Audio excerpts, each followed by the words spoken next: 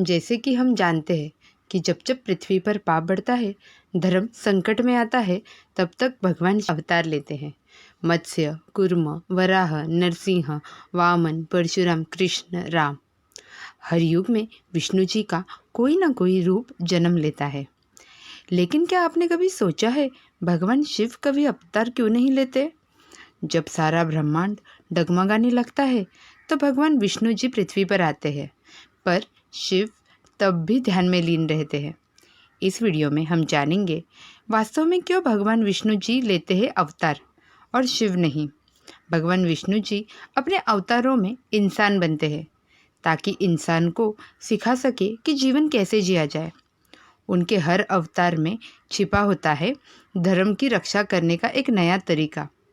वे समाज के बीच जाकर अज्ञान, अज्ञान और अहंकार को धैर्य, करुणा और विवेक से पराजित करते हैं। विष्णु जी का हर एक अवतार उत्तर है उस युग के प्रश्नों के लिए। इसके विपरीत भगवान शिव सृष्टि के संहारक नहीं, बल्कि परिवर्तन के स्वामी हैं। वो केवल अंत नहीं करते, वो नवनिर्माण का आरंभ भी करते हैं।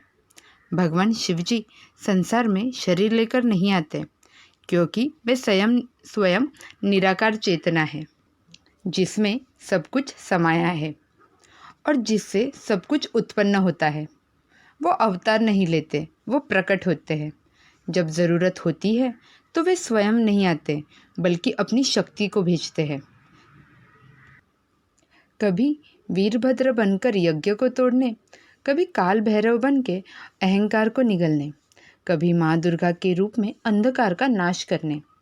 शिव जी की उपस्थिति को देखने के लिए आंखें नहीं, अनुभव चाहिए। इसलिए वो अवतार नहीं लेते, क्योंकि वे स्वयं हर रूप से परे हैं। भगवान विष्णु जी और भगवान शिव जी दोनों ही सनातन धर्म के आधार स्तंभ है, परंतु इन दोनों की भूमिका, कार्यशैली और दृष्टिकोण में गहरा अंतर है। भगवान विष्णु जी को सृष्टि का पालक माना गया है। विष्णु जी समाज को चलाते हैं, शिव जी आत्मा को जगाते हैं। एक धर्म की रक्षा करता है, दूसरा मोह से मुक्ति का द्वार खोलता है। विष्णु जी व्यवस्था है, शिव जी विरक्ति। विष्णु जी विधि है, शिव जी समाधान। शिव जी सिखाते हैं त्याग, तत्व और आत्मबोध। विष्णु जी सिखाते हैं कर्म, कर्तव्य और संतुलन।